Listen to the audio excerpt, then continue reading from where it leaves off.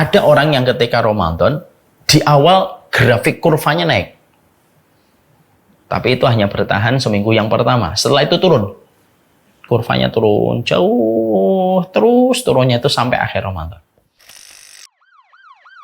في ليلة من الليالي لست أدري ما تراني ظلمة تغمرني يا رب الأرض ضاقت والسماء وقلبي ما عرف الضياء والدمع بات يبكي يا إلهي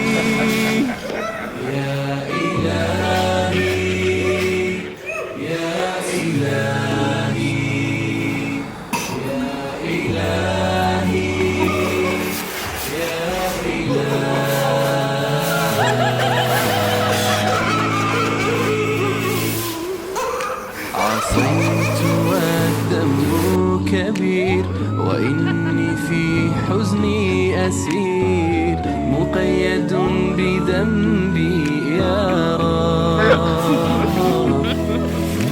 فهل أستحق يا إلهي العفو مجرما مقر بالذنوب يا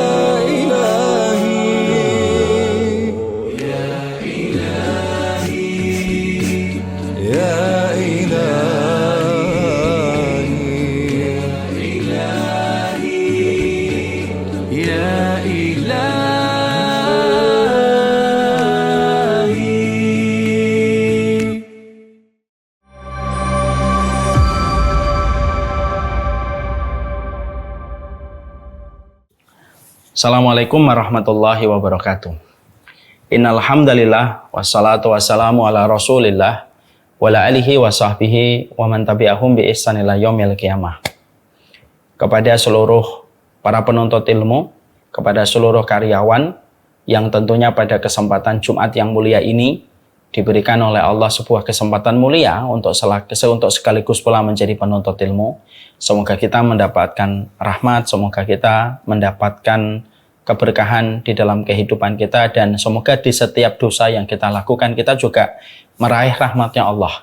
Karena sesungguhnya rahmat itu kita perlukan di dalam kehidupan kita. Hajat kita, kebutuhan kita kepada rahmatnya Allah di balik setiap dosa dan kemaksiatan yang kita lakukan sangatlah besar.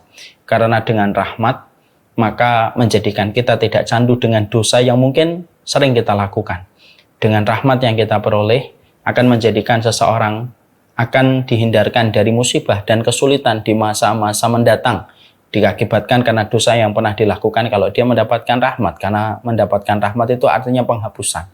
Dan siapapun yang mereka telah mendapatkan rahmat, maka kelak di akhiratnya dosanya dan kemaksiatannya ditutupi oleh Allah. Dan itu merupakan hajat yang besar kita, supaya kita bukan hanya sekedar mendapatkan kesehatan, semoga bukan hanya sekedar mendapatkan kebaikan pada kehidupan kita dan rezeki, tapi yang kita hajatkan adalah rahmat. Kalau di antara kita sudah mendapatkan rahmat, dosamu akan dihapuskan, kamu akan dibuat menjadi hambar terhadap dosa dan kemaksiatan yang pernah kamu lakukan, walaupun itu memberi nikmat di waktu dulu.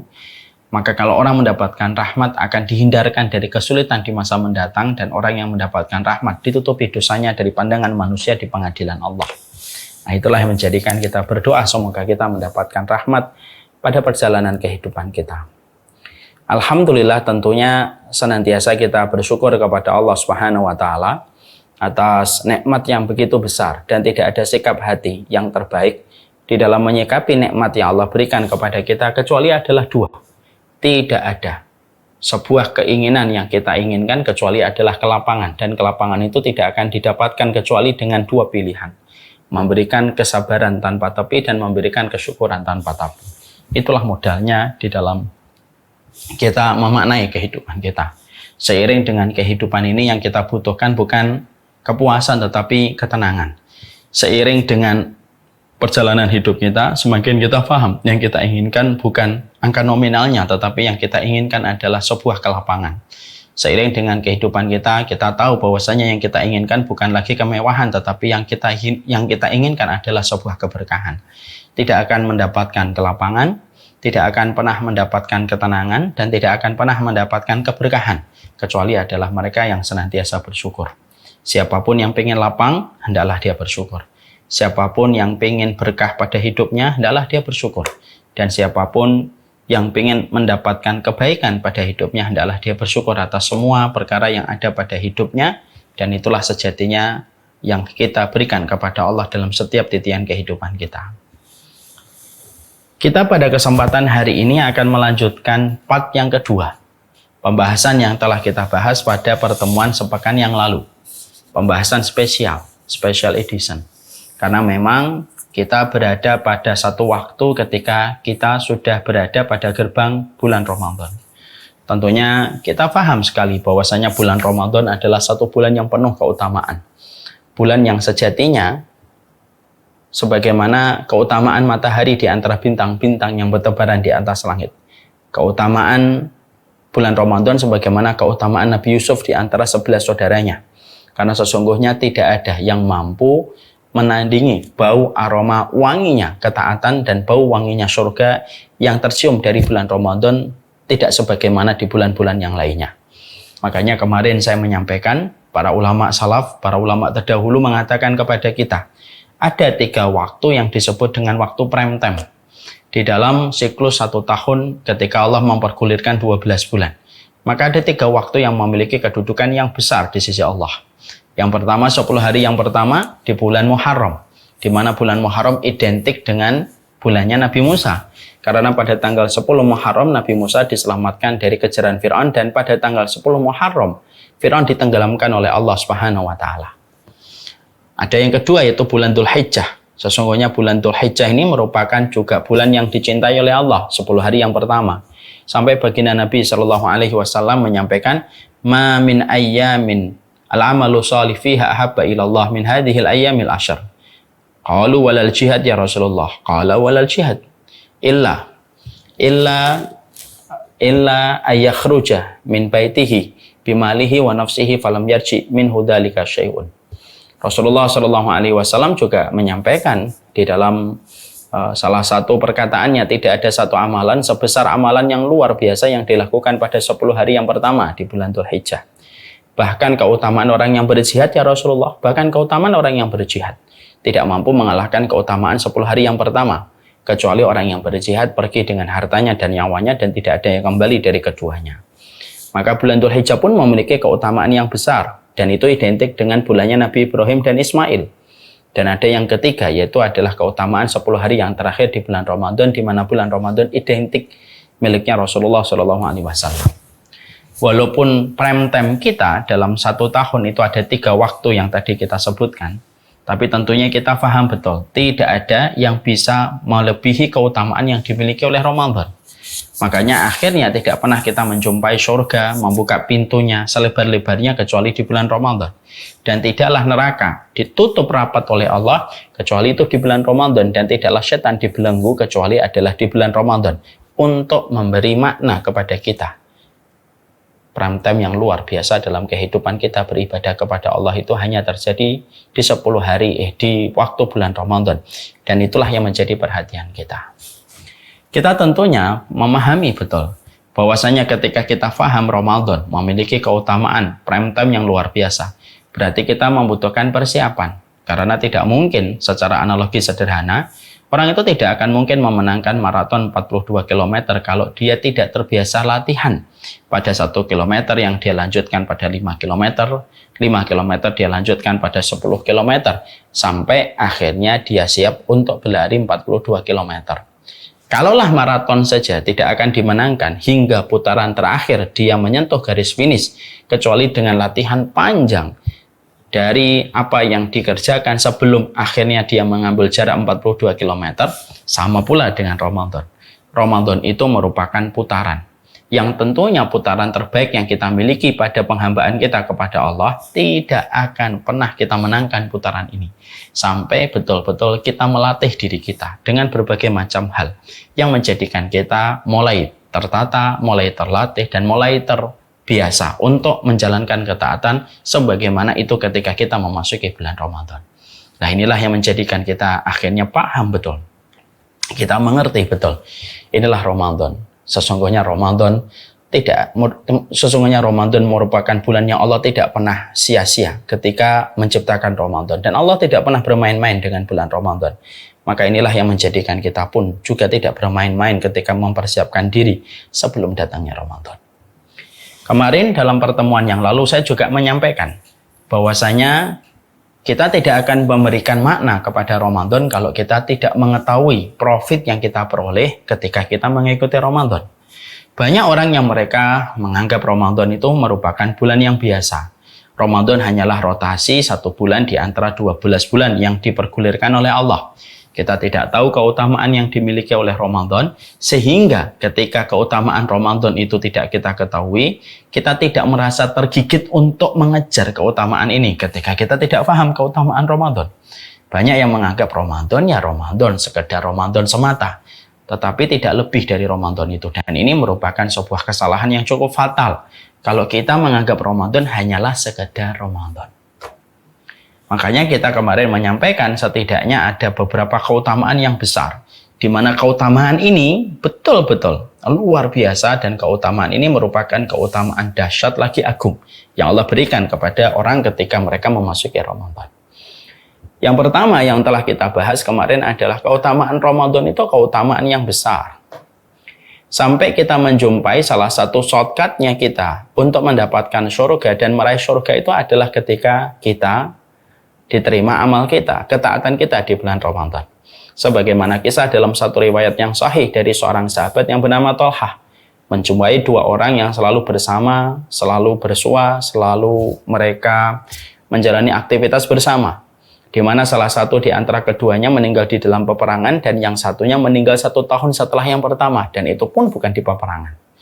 Tapi ternyata ketika Thalhah menjumpai mereka di dalam mimpinya di depan sebuah tempat yang begitu indah, yang itu tempat itu adalah surga, kata Thalhah, maka Thalhah itu kaget bagaimana mendapati 2 orang yang bersahabat ini, yang satunya meninggal di peperangan, yang satunya meninggal 1 tahun setelahnya. Tapi ketika terdengar panggilan di dalam surga, maka yang dipanggil pertama kali adalah sahabat yang mati 1 tahun setelah sahabat yang pertama, itu pun yang bukan meninggal di tempat jihad.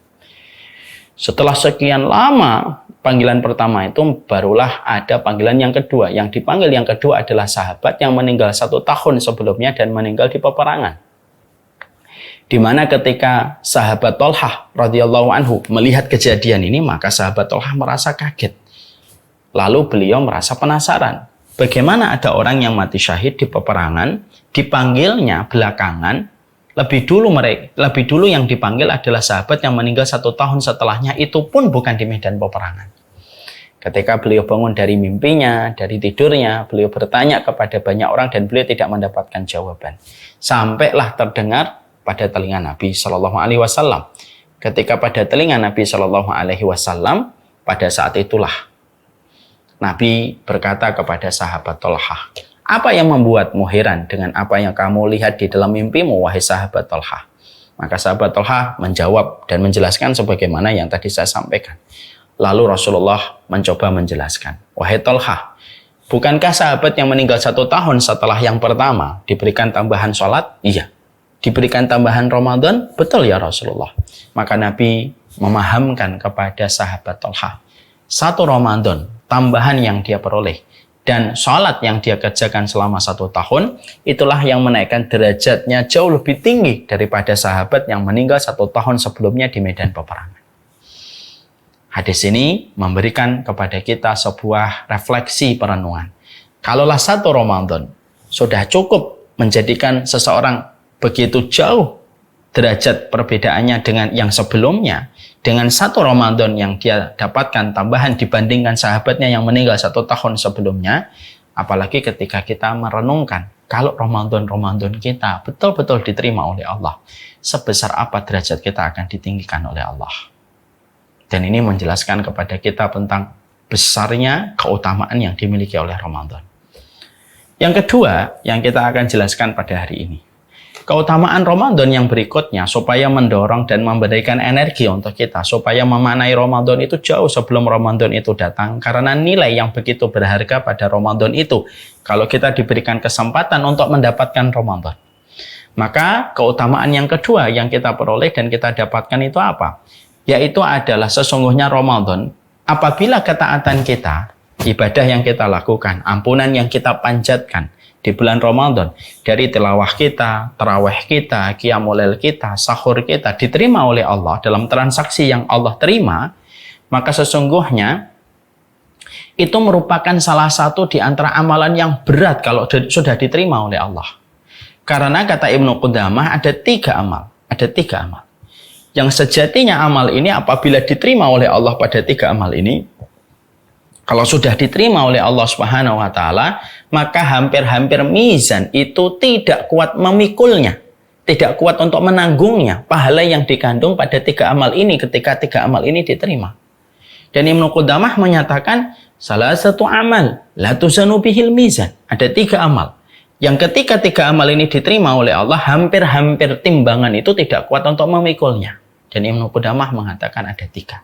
1, pahala orang yang sabar. Makanya Allah menyampaikan innama yuwaffas sabiruna ajruhum bighairi hisab. Sesungguhnya pahala orang yang bersabar itu pahalanya tiada batas. Untuk menunjukkan kepada kita bahwasanya amalan sabar itu luar biasa sangat dicintai oleh Allah. Makanya seremonial yang dilakukan para malaikat ketika menyambut para penduduk surga itu, para malaikat berkata apa? Salamun alaikum bima sabartum. Selamat ya atas kesabaran kalian. Yang kedua, yaitu termasuk di antara amalan yang sangat dicintai oleh Allah dan hampir menjadikan mizan tidak kuat memikulnya itu apa? Amalan ketika kita memaafkan orang yang menzalimi kita, berbuat jahat kepada kita, mengambil haknya kita, lalu kita memaafkannya dan tetap berbuat baik untuknya. Makanya Allah menyampaikan faman afa wa aslaha fa ajruhu 'ala Allah. Siapapun yang memaafkan lalu tetap berbuat baik setelah dia dilukai, dia didolimi, dia menjadi objek kejahatan, tetapi dia memaafkan dan tetap berbuat baik, fa ajruhu 'ala Allah, maka pahalanya diserahkan kepada Allah langsung. Pahalanya tidak diwakilkan ke malaikat, pahalanya tidak dititipkan kepada para malaikat, tetapi para malaikat nanti akan memanggil orang yang pernah terzalimi, tersakiti, lalu dia memaafkan, lalu dia tetap berbuat baik, lalu dipanggil oleh para malaikat di akhirat, ditempatkan pada satu tempat, di tempat itulah Allah sendiri yang memberikan pahala kepada orang yang pernah terzalimi dan tersakiti, tetapi dia memaafkan dan tetap berbuat baik.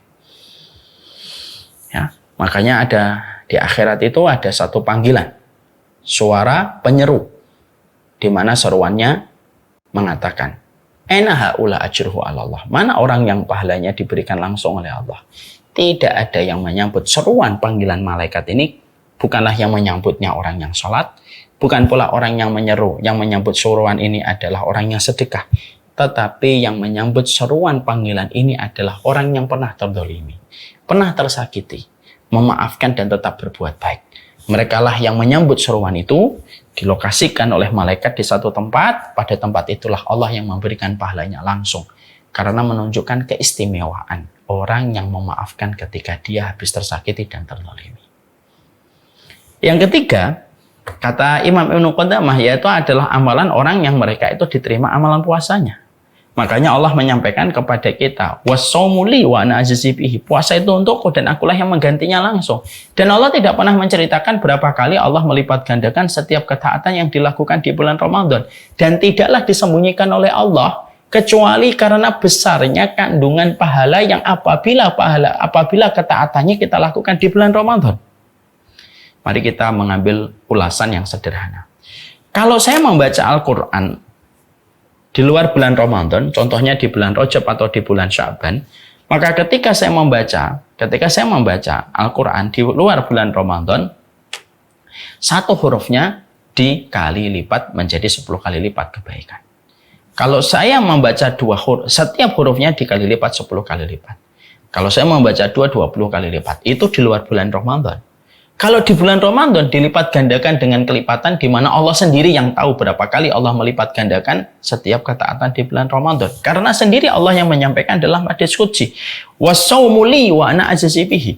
Puasa itu untukku dan akulah yang menggantinya langsung. Kalau kita sedekah, maka setiap kita sedekah di luar bulan Ramadan, maka dikali lipat hingga 700 kali lipat. Itu di luar bulan Ramadan. Kalau di bulan Ramadan, dilipatkan oleh Allah dengan kelipatan yang jauh lebih besar, di mana Allah yang tahu berapa kali Allah melipat gandakan. Kalau kita dzikir pagi, di mana kata Rasulullah dzikir pagi sebagaimana engkau membebaskan 4 budak, itu di luar bulan Ramadan. Kalau di bulan Ramadan, Allah melipat gandakan dengan kelipatan yang jauh lebih besar, di mana kelipatan itu hanya Allah yang mengetahui. Kenapa Allah merahasiakan kelipatan yang dilakukan dari ketaatan di bulan Ramadan? Kata Syekh Utsaimin, li'adzamil jaza. Karena menunjukkan besarnya hadiah yang Allah berikan, saking gedenya Allah merahasiakan. Makanya kalau saya boleh memberikan sebuah contoh yang sering saya ulang-ulang adalah, kalau ada seorang suami pengen ngasih hadiah sama istrinya, hadiahnya murah. Hadiahnya cuma makan warung Padang, mungkin makan steak. Mungkin sang suami tidak akan merahasiakan hadiah itu kepada istrinya. Toh juga hadiahnya murah. Maka tidak bisa dijadikan surprise. Surprise, hadiahnya makan steak. Surprise, hadiahnya makan Padang. Mungkin biasa, kenapa? Karena memang harganya tidak terlalu mahal. Tapi beda, kalau ada seorang suami ingin memberikan hadiah kepada istrinya, tetapi hadiah yang dia persiapkan adalah hadiah yang sangat mahal, maka biasanya sang suami akan merahasiakan dan baru akan menjelaskan dan membocorkan hadiah itu tepat pada hari hanya. Setiap istrinya berkata, apa hadiahnya? Dia selalu berkata rahasia. Sampai pada hariannya barulah dia memberikan hadiah itu. Misalkan hadiahnya mobil, hadiahnya apartemen. Maka biasanya sang suami itu merahasiakan. Kenapa sang suami bisa merahasiakan? Karena hadiahnya mahal dan layak menjadi surprise. Allah pun, kalau kita ambil analogi sederhana ini, Allah pun merahasiakan amal ibadah yang dilakukan di bulan Ramadan. Maka ketika Allah merahasiakan amal ibadah, berapa kali Allah melipat gandakan setiap ketaatan yang dilakukan di bulan Ramadan? Tidaklah Allah merahasiakan kecuali satu. Karena besarnya pahala yang Allah akan berikan kepada orang yang beramal di bulan Ramadan. Makanya ini merupakan sebuah transaksi besar. Ini merupakan sebuah waktu untuk berbisnis sama Allah. Karena sesungguhnya kita secara sederhana, secara basic, kita ini berbisnis sama Allah. Kita sebagai pedagangnya, amal soleh itu adalah dagangan kita, Allah sebagai pembelinya, dan alat tukarnya adalah surga seluas langit dan bumi. Dan tidak ada perniagaan yang menjanjikan profit share yang begitu besar kecuali hanya terjadi di bulan Ramadan. Ya, karena waktu itu tidak sama. Bukankah memasang iklan jam 9 pagi tidak pernah sama dengan memasang iklan jam 8 malam? Bukankah memasang iklan jam 10 pagi hari weekend berbeda dengan memasang iklan pada jam 10 pagi di weekdays? Kenapa? Karena pengaruh apa yang ada pada waktu-waktu itu mempengaruhi harga. Sama, harganya seluruh bisnis yang kita miliki di hadapan Allah, karena tilawah kita itu bisnis kita. Dakwah kita itu bisnis kita. Sholat kita itu bisnis kita kepada Allah. Dimana kita pingin supaya setiap transaksi kita ini dibeli sama Allah, karena nilai tukarnya dari Allah itu adalah surga. Maka tidak ada waktu yang paling luar biasa representatif untuk menjual, dalam tanda kutip, seluruh ketaatan kita. Kecuali di bulan Ramadan. Karena apa? Saking besarnya profit yang Allah sharing untuk manusia ketika mereka melakukan ketaatan itu di bulan Ramadan. Coba. Maka akhirnya menjadikan kita akhirnya paham. Makanya betul, kalau akhirnya kita menjumpai perkataan para ulama, berapa banyak orang yang hari ini di dalam kubur bercita-cita, di mana cita-cita itu tidak akan pernah tersampaikan selama-lamanya. Mereka bercita-cita untuk kembali hidup, untuk merasakan satu kali Ramadan. Saking besarnya satu kali Ramadan akan mengubah posisi mereka dan nasib mereka dan derajat mereka dalam kehidupan barzah dan kehidupan di akhirat. Makanya betul kata Nabi, siapapun yang diharamkan dari ketaatan dan kebaikan Ramadan seakan-akan diharamkan dari seluruh kebaikan. Kenapa? Karena pada dasarnya kebaikan Ramadan itu, kalau kamu tidak mendapatkan, lalu di bulan mana kamu akan mendapatkan kebaikan Ramadan? Lalu dari mana kamu akan mendapatkan kebaikan hidup? Kalau Ramadan tidak menjadikan kamu berhasil mendapatkan kebaikan. Ingat ya, kita semuanya pedagang. kita semuanya adalah pedagang di hadapan Allah. Dan Allah paling senang membeli dagangan kita dengan profit sharing yang lebih besar ketika kita banyak bertransaksi kepada Allah di bulan Ramadan. Makanya sampai 30 hari Ramadan yang kita lewati atau 29, ada 10 hari di mana pada 10 hari itu merupakan inti dari 30 hari Ramadan. Intinya pada 10 hari yang terakhir. Di mana di 10 hari yang terakhir ini kita diperintahkan iktikaf. Diperintahkan iktikaf. Dan iktikaf itu kata Imam Ibnu Qayyim merupakan latihan untuk hati dan jiwa kita. Bahwasanya 10 hari yang terakhir ini betul-betul kita berikan kepada Allah. Kita putuskan mata rantai dari dunia sementara waktu 10 hari yang terakhir itu kita berikan sama Allah. Dan betul-betul manusia pada 10 hari yang terakhir disuruh sholat, puasa, dzikir, tilawah. Bahkan majelis ilmu pun kalau bisa diminimalkan ketika 10 hari yang terakhir. Kenapa? Karena besarnya Allah membersamai orang yang bertransaksi kepadanya ketika di bulan Ramadan. Terutama pada 10 hari yang terakhir. Itulah makna ketika Allah menyampaikan dalam hadis qudsi. Wassaumu li wa ana ajizi bihi. Puasa itu untukku. Aku langsung yang menggantinya. Aku langsung yang akan memberikan pahalanya. Aku langsung yang akan melipat gandakan secara cash dan kontan. Dan itu tidak pernah disebutkan oleh Allah kecuali di bulan Ramadan. Allah mendapati manusia melaksanakan sholat. Tapi Allah tidak mengatakan sholat itu untukku. Allah mendapati banyak orang yang beriman bersedekah. Tapi Allah tidak pernah mengatakan sedekah untukku. Allah melihat banyak manusia yang melakukan haji dan umrah, tetapi Allah tidak pernah mengatakan bahwasanya puasa dan umrah itu untukku. Tapi ketika Allah menyebutkan tentang puasa, Allah sebutkan wasomuli, puasa itu untukku. Puasa itu untukku. Untuk menunjukkan betapa istimewanya puasa ini di hadapan Allah. Pantas kalau para sahabat memimpikan Ramadan 6 bulan sebelum datangnya Ramadan. Pantas kalau para sahabat tidak ada doa yang paling sering mereka panjatkan. 6 bulan sebelum datangnya Ramadan. Paru-paru keimanan mereka itu sudah mencium bau wanginya Ramadan. Dan mereka sudah meminta kepada Allah 6 bulan sebelum datangnya Ramadan supaya diberikan kesempatan Ramadan. Saking besarnya profit share yang Allah janjikan kepada orang ketika di bulan Ramadan. Itu yang kedua. Yang ketiga, kita tentunya harus paham. Tidak ada satu waktu yang paling banyak Allah itu memberikan pembebasan manusia dari api neraka itu kecuali pada bulan Ramadan. Allah itu memberikan kepada manusia hari dan momen pembebasan manusia dari api neraka. Kecuali yang paling gede itu ada di 2 waktu. Yang pertama, yaitu pada waktu Arafah. Makanya ketika kita menjumpai hari Arafah, baik yang mengikuti wukuf atau yang mengikuti tanggal 9 Arafah atau 9 Dzulhijjah di Indonesia, siapapun ketika sudah mendapati pada waktu Arafah tidak ada yang kita minta kecuali adalah dibebaskan kita dari ancaman neraka. Itu waktu yang pertama di mana Allah banyak memberikan gerasi kepada manusia dari ancaman neraka ketika hari Arafah. Yang kedua, hari yang paling besar untuk mendapatkan ampunan itu apa? Di bulan Ramadan. Karena tidak ada gerasi yang besar yang Allah berikan kepada manusia setelah Arafah itu ya kecuali di bulan Ramadan. Selayaknya pemerintah kita memberikan gerasi yang besar dan banyak para narapidanya itu bukan di bulan Januari, itu bukan di bulan Maret, itu bukan di bulan Mei, itu bukan pula di bulan Oktober. Tapi gerasi yang paling besar yang diberikan negara kita kepada para narapidana itu paling banyak diberikan ketika pada bulan Agustus. Kenapa? Karena bulan Agustus memiliki histori yang istimewa di negeri yang kita cintai, yaitu adalah Republik Indonesia. Karena pada bulan ini dibebaskannya Indonesia dari cengkraman penjajah.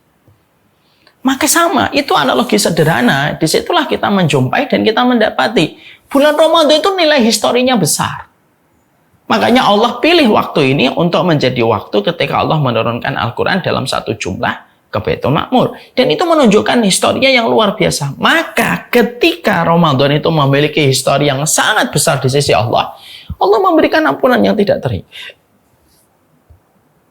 Allah memberikan ampunan yang tidak terhingga. Dan itulah yang menjadikan kita akhirnya paham. Inilah yang harus kita mengerti.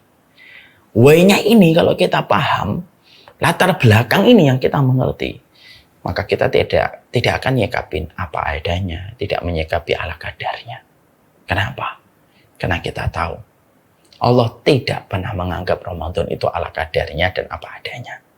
Sebagaimana Allah mengagungkan Ramadan. Allah menganggap Ramadan itu untuk dirinya. Allah menjadikan amalan Ramadan itu hampir memberatkan mizan dan hampir mizan tidak kuat memikulnya.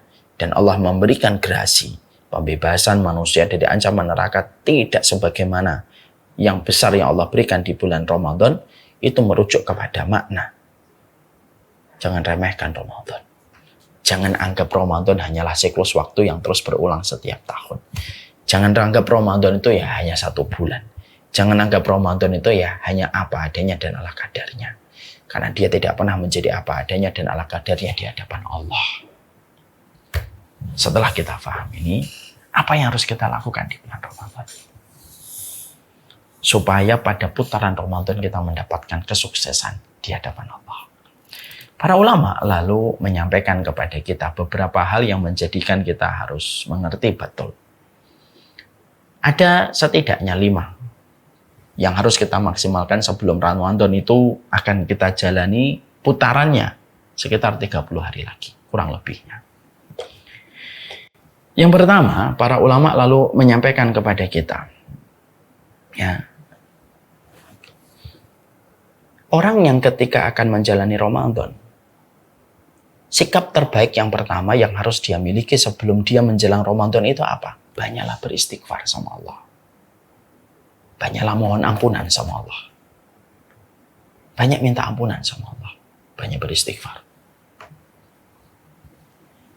Syekh Shinqiti, salah satu ulama besar itu menyampaikan, apa sih korelasinya ketika kita akan mendapati Ramadan, kita diperintahkan untuk beristighfar.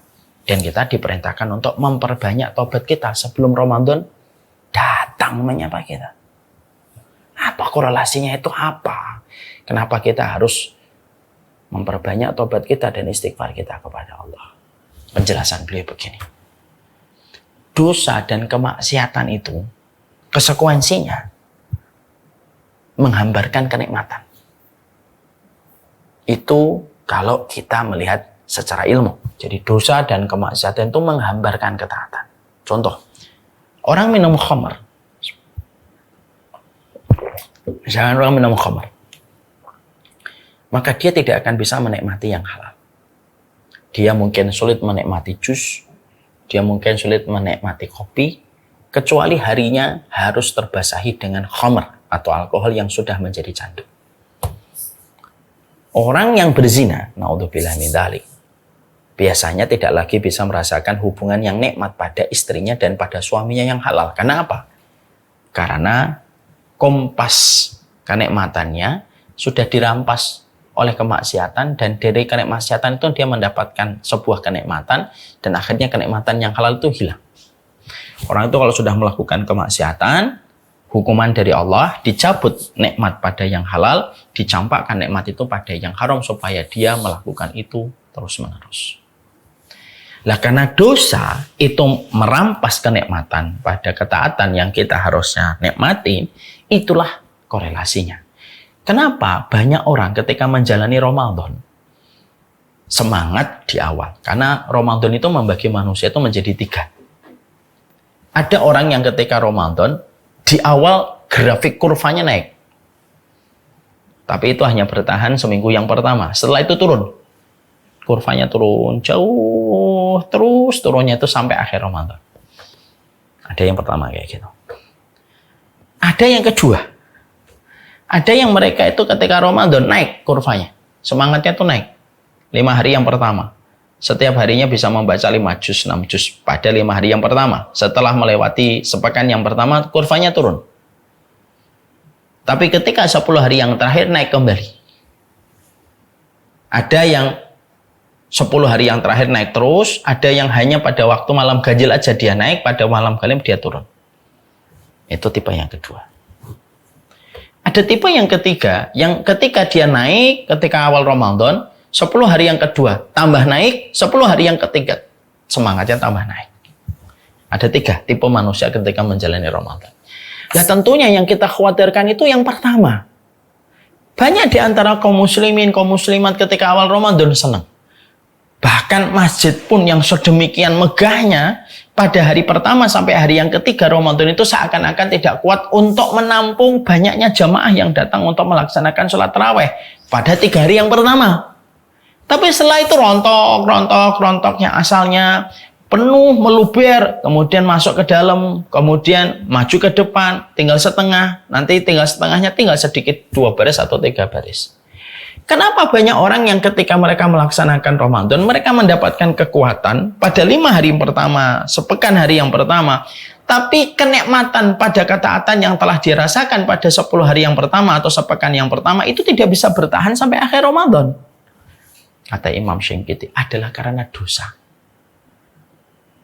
yang dimiliki oleh orang yang menjalani Ramadan. Dosa itu dibawa sampai Ramadan, dan dosa itulah yang menggerogoti kenikmatan Ramadan. Dan ketika dosa itu menggerogoti kenikmatan Ramadan, maka nikmatnya Ramadan itu hilang lebih cepat daripada apa yang difikirkan oleh manusianya. Makanya akhirnya korelasinya adalah kenapa ada sebuah petuah dan nasihat supaya kita mempersiapkan Ramadan dengan kita memperbanyak tobat kita kepada Allah. Ketika kita diperintahkan untuk memperbanyak tobat sebelum Ramadan itu datang, kenapa kita diperintahkan untuk memperbanyak tobat? Supaya beban dosa kita dan beban maksiat kita berkurang. Dengan dosa dan kemaksiatan yang berkurang, berarti konsekuensinya bertahan lama ketaatan yang akan kita lakukan ketika kita telah terkurangi oleh dosa dan kemaksiatan. Kalaulah Ramadan itu saya ibaratkan adalah baju yang baru, dan kita sebagai pemakainya, maka tentunya memakai baju yang baru itu logisnya, idealnya adalah mandi dulu. Bebersih, kamu mandi, baru memakai baju yang baru.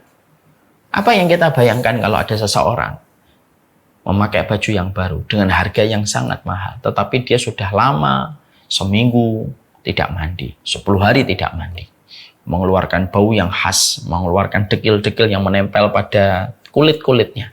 Lalu dia memakai baju baru, maka baju baru itu tidak akan berfungsi membuat hiasan untuk dirinya. Karena apa? Terlalu kotor orang yang memakai baju itu dan tidak mau untuk mandi terlebih dahulu sebelum memakai baju yang baru. Ramadan itu adalah baju baru kita. Dan ini merupakan perkara besar banget. Dan perkara inilah yang menjadikan akhirnya apa? Kita masih ada 32 hari lagi atau 31 hari lagi menjelang Ramadan. Banyaklah tobat sama Allah. Karena tidak ada beban yang paling berat kecuali beban dosa. Kalau kita bertobat kepada Allah dengan tobatan nasuha, maka itu akan memperingan langkah kita memasuki Ramadan. Ketika langkah kita sudah ringan dengan tobat yang kita berikan kepada Allah, maka kenikmatan Ramadan akan bertahan lama. Kita rasakan pada hati kita sampai kita begitu sedih tinggalkan Ramadan. Ada beberapa tipe manusia ditinggalkan Ramadan. Ada tipe manusia yang ketika ditinggalkan Ramadan menangis. Karena dia tidak tahu apakah tahun depan masih bisa diberikan kesempatan menjumpai Ramadan ataukah tidak. Ada orang yang ketika ditinggalkan Ramadan standar biasa. Sedih pun tidak, senang juga tidak. Standar saja. Ada yang ketiga, tipe manusia ketika ditinggalkan Ramadan itu senang. Karena beban puasa, beban ketaatan, beban ibadah, dan seluruh parade ibadah yang menjadi kulturnya Ramadan tidak lagi dia kerjakan ketika Ramadan itu selesai. Orang yang diharamkan dari neraka itu orang yang mereka sedih ditinggalkan Ramadan. Dan kita tidak mungkin akan mendapatkan sensasi kesedihan ditinggalkan Ramadan kalau kita masih membawa bongkahan dosa itu ketika Ramadan datang. Kalau ada orang yang masih banyak dosa gibahnya, ada orang yang banyak dosa gibahnya, ketika Ramadan, dia tidak akan menikmati tilawah. Kalau ada orang yang mereka itu menikmati dosa-dosa yang dikerjakan di bulan Ramadan, mungkin sholat qiyamul lail, mungkin kenikmatan doa di bulan Ramadan, mungkin kenikmatan dia taat di bulan Ramadan hilang. Nggak tersisa itu, menguap karena dosa yang dikerjakan. Makanya salah satu persiapan umum sebelum datangnya Ramadan itu apa? Tobat. Kalau ada di antara bapak dan ibu, dalam 1 tahun kurun waktu yang kita habiskan dari Ramadan tahun lalu sampai tahun ini, tiba-tiba kita merasa, ya Allah ada dosa besar yang saya lakukan. Ambil air wudhu. Ambil air wudhu. Ambil air wudhu, sholat. Ambil air wudhu. Lalu kita sholat taubat meminta maaf sama Allah dan ampunannya. Kalau ada di antara kita merasa ada dosa yang kita kerjakan, ambil sajadah. Ucapkan sayyidul istighfar kepada Rabbmu. Allahumma anta rabbi la ilaha illa anta khalaqtani wa ana abduka wa ana latika wa watika mustata'tu a'udzubika min syarri ma sana'tu abu laka bi ni'matika alayya wa abu bi dzambi faghfirli fa innahu la yaghfiru dzunuba illa anta. Bertobatlah, beristighfarlah. Karena dosa yang ditebus dengan ampunan, dosa yang ditebus dengan taubat, itulah yang menjadikan nikmatnya Ramadan akan bertahan untuk kita. Ada di antara bapak dan ibu, setahun ini kurun waktu ngambil harta yang syubhat, harta haram. Sudah tahu itu harta nggak benar, tapi tetap kita ambil karena lemahnya iman kita pada saat itu. Ayo tobat. Tobat. Minta ampunan sama Allah. Bersungkur. Semoga tobat ini akan mengawetkan ketaatan yang kita lakukan di bulan Ramadan, karena tidak ada perkara yang menjadikan ketaatan kita tidak awet di bulan Ramadan kecuali dosa yang tidak ditebus dengan tobat dan istighfar sebelum Ramadan itu datang. Bukankah begitu?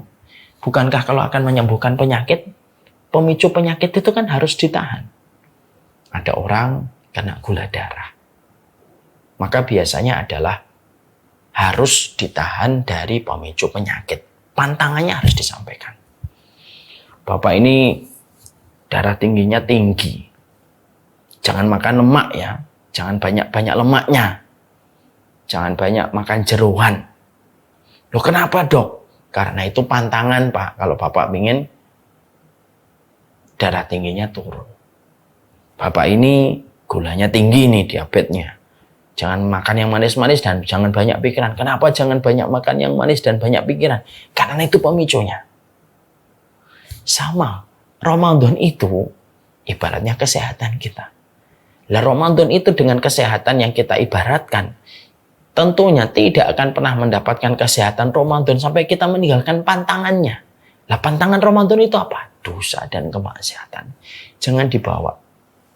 Ketika Ramadan itu akan datang kepada kita, istighfar yang banyak, taubat yang banyak. Sholat taubat kalau memang dalam kurun waktu kita ini kemudian kita pernah melakukan dosa besar, taubat sama Allah. Taubat sama Allah. Maka disitulah kita akhirnya akan memasuki Ramadan dengan sukacita. Dan kita bisa berharap Ramadan itu akan bertahan lama ketaatan kita. Bukan hanya 10 hari. Bukan hanya 20 hari, tapi sampai 30 hari kita mempertahankan ketaatan kita. Ketika dosa sudah dibersihkan sebelum Ramadan datang. Sholat taubat, banyak beristighfar. Dengan niatan. Supaya Ramadan kita ringan dosanya. Dan ketika ringan dosanya, nikmatnya itu bertahan lama. Ini yang pertama. Yang kedua, apa yang harus kita lakukan dan kita maksimalkan ketika Ramadan itu akan datang pada kehidupan kita. Insya Allah nanti kita akan jelaskan di part yang ketiga. Kita masih di part yang kedua. Insya Allah berarti 3 part kita membutuhkan ini. Kita akan jelaskan yang kedua apa, yang ketiga apa, yang keempat apa, yang kelima apa. Setidaknya pembahasan itu selesai sebelum Ramadan supaya ekstra persiapan yang kita berikan, supaya ekstra hasil yang kita dapatkan. في ليلة من الليالي لست أدري ما تراني ظلمة تغمرني يا رب الأرض ضاقت والسماء وقلبي ما عرف الضياء والدمع بات يبكي يا إلهي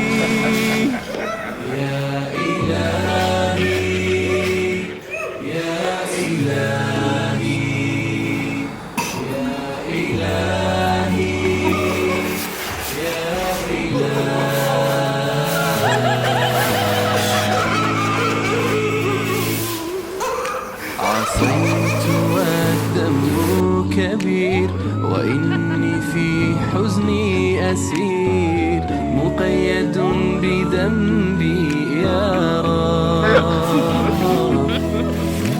فهل أستحق يا إلهي العفو مجرما